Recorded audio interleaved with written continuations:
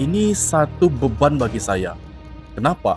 Di saat Indonesia tenggelam dalam kasus-kasus korupsi saat ini, tapi malah Malaysia terbang dengan teknologi. Hal gila terjadi, gila-gilaan. Saya berpikir, saya harap ini dilakukan di Indonesia, tapi Malaysia lah lebih dulu yang telah mencapainya, guys. Saya sangat iri. One, two, three, come on!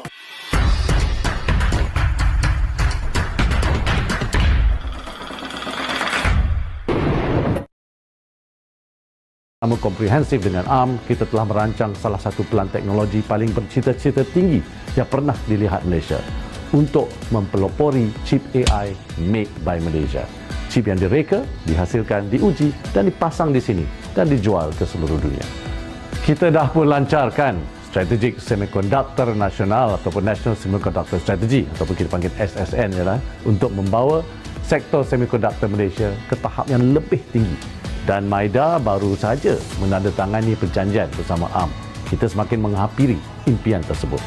You all ada guna smartphone dan tablet tak? Kalau ada, kemungkinan besar anda adalah pengguna prosesor ARM. Ini bukan company cikai-cikai. ARM adalah peneraju dunia dalam reka bentuk chip yang digunakan dalam majoriti peranti mudah alih. Dan kini ARM akan membuka pejabat di Malaysia sebagai hub untuk rantau Asia Tenggara. ARM juga akan melantik 10,000 jurutera reka bentuk litar bersepadu dan 100 jurutera penyelidikan dan pembangunan. Mereka juga akan membantu kita mencapai sasaran strategi semiconductor negara, melahirkan 10 syarikat semiconductor tempatan dengan pendapatan tahunan sehingga 4.7 bilion ringgit dan 100 syarikat tempatan berkaitan semiconductor dengan pendapatan tahunan 1 bilion ringgit. Kehadiran ARM bakal menjadikan Malaysia pusat semiconductor serantau, mewujudkan peluang pekerjaan berteknologi tinggi untuk rakyat Malaysia dan melonjakkan ekonomi negara. Kita serius untuk menjadi pemain utama dalam sektor semiconductor global. Kerjasama dengan ARM merupakan salah satu langkah penting dan ada lagi beberapa pengumuman yang akan dibuat. Jadi tunggu. Wow, sudah dengar ya guys ya. Saya pun sudah mendengar, sudah melihat semuanya. Ya, ini satu beban bagi saya. Kenapa? Di saat Indonesia tenggelam dalam kasus-kasus korupsi saat ini, tapi malah Malaysia terbang dengan teknologi. Ada banyak kasus rasuah di Indonesia, mega korupsi, yang nilainya bahkan sampai ratusan triliun rupiah. Di hari yang sama, Malaysia malah bangkit. Malaysia malah lebih cerah dalam teknologi, kemandirian teknologi. Jadi sekarang kompetitornya bukan hanya negara-negara di ASEAN, namun China, Amerika, Malaysia telah menjadikan negaranya sebagai produsen secara mandiri chip semikonduktor buatan asli dari Malaysia. Sesuatu hal yang fantastis, hal gila terjadi, gila-gilaan. Saya berpikir, saya harap ini dilakukan di Indonesia, tapi Malaysia lah lebih dulu yang telah mencapainya, guys. Pelan-pelan, ya. Tidak terlalu terburu-buru. Pelan, rileks, tapi pasti, guys. Pergerakan itu telah melihat bagaimana sekarang kerja yang secara perlahan itu mulai memetik hasilnya. Kita lihat siapa sih, ya, orang mana yang tidak akan bangga melihat negaranya semakin lama semakin maju, terutama di bidang teknologi. Ya, teknologi. Semua negara mau. Tapi Malaysia tidak hanya berkata-kata. Melakukan dengan tindakan yang pasti. Justru ini akan berdampak dengan chip semikonduktor asal China maupun Amerika.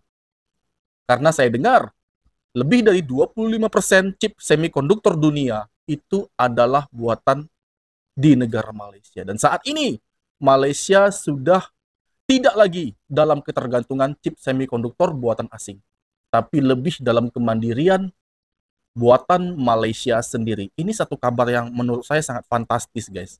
Malaysia mampu beradaptasi dengan teknologi super canggih ini. Negara kini setapak maju dalam menerajui pelan pembangunan teknologi paling bercita-cita tinggi, iaitu pembuatan chip kecerdasan buatan atau AI buatan Malaysia. Perdana Menteri Datuk Seri Anwar Ibrahim berkata visi itu semakin menjadi realiti dengan perkongsian strategik di antara Kerajaan Malaysia dan ARM Holdings PLC dalam membangunkan chip semikonduktor. Beliau berkata melalui kerjasama itu, chip berkemajuan tinggi itu akan direka, dikilangkan, diuji dan dipasang di Malaysia sebelum dipasarkan ke seluruh dunia.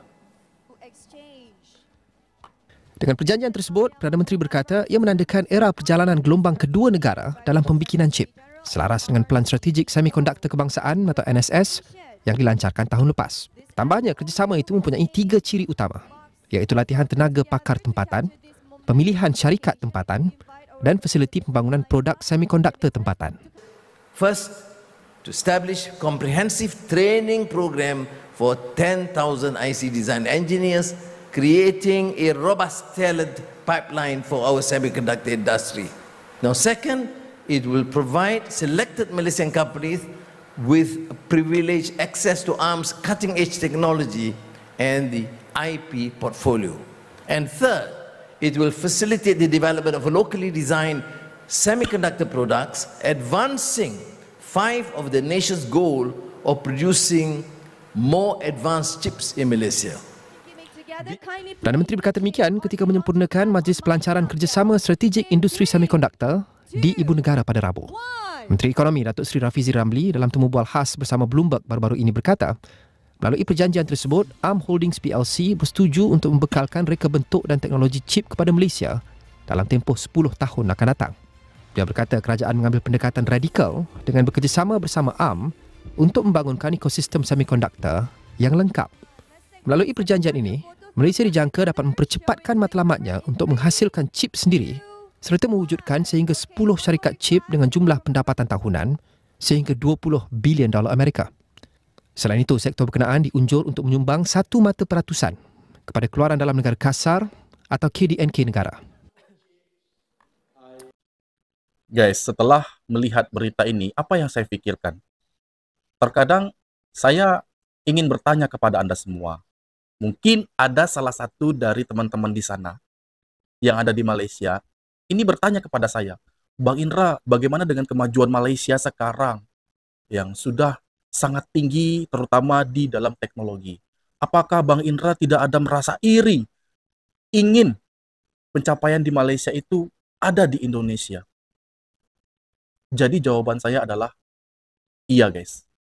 Saya sangat iri, ingin, mau. Apa yang telah dilahirkan Malaysia saat ini, itu membuat saya iri. Tapi bukanlah dalam keadaan iri dengki, bukan dalam situasi iri yang negatif guys.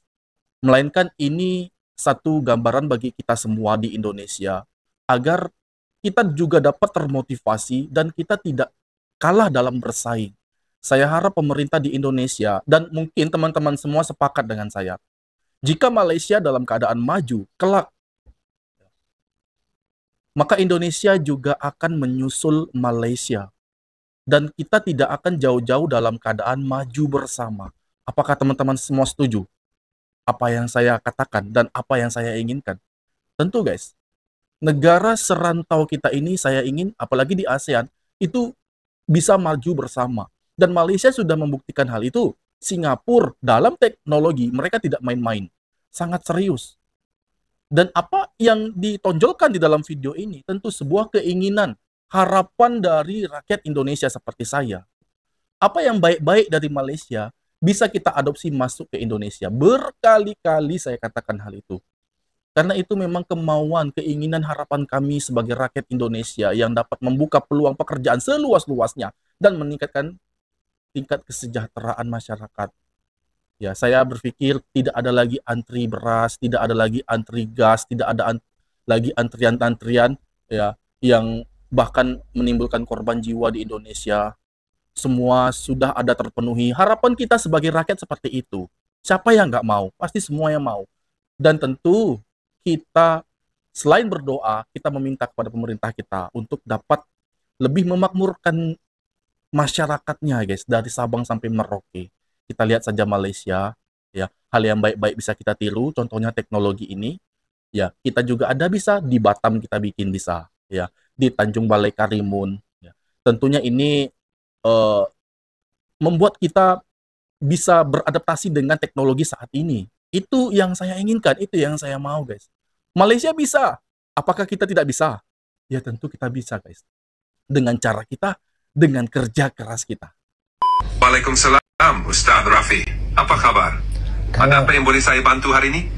Sekarang ni saya sedang buat eksperimen untuk guna AI ni untuk merawat orang kena sihir. Untuk rawatan sihir menggunakan AI, tu memang di luar kebiasaan. Biasanya perawatan sihir lebih kepada menggunakan kaedah tradisional dan agama. Tapi jika nak cuba gabungkan teknologi moden, mungkin AI boleh gunakan untuk mengumpul data ataupun menganalisis corak dalam kes-kes perawatan sihir. Apa Ustaz fikirkan untuk eksperimen ni?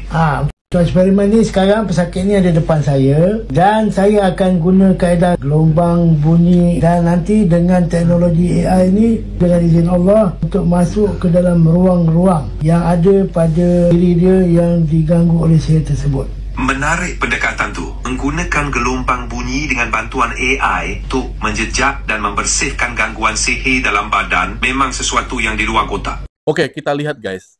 Ini seolah dia seperti menelepon temannya, seolah berkomunikasi via phone dengan temannya, atau juga seolah dia menanyakan kepada Google Voice.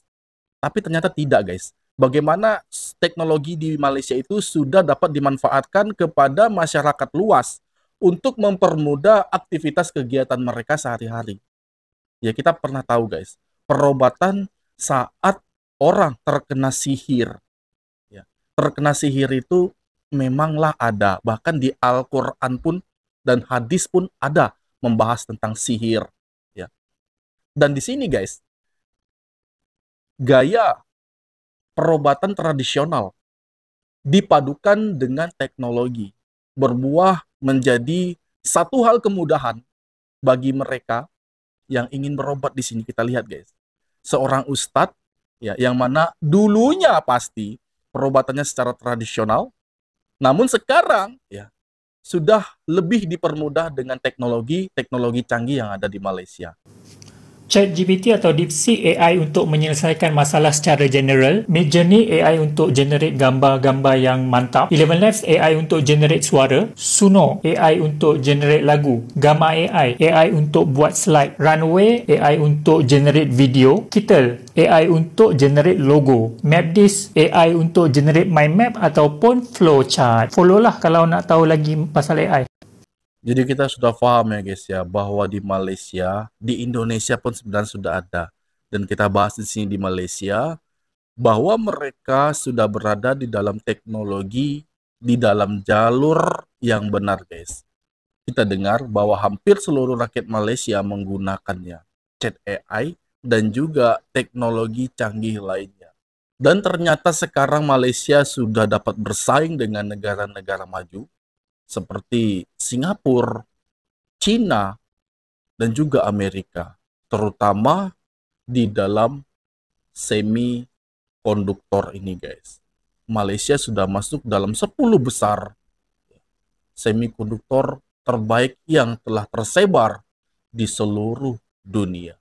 Ini fakta. Oke, demikian tadi video aku. Semoga video ini bermanfaat bagi kita semua dan aku mohon undur diri. Mohon maaf jika ada kesalahan kata, kesalahan sikap pada Anda semua mohon dimaafkan dan aku akhiri. Assalamualaikum warahmatullahi wabarakatuh.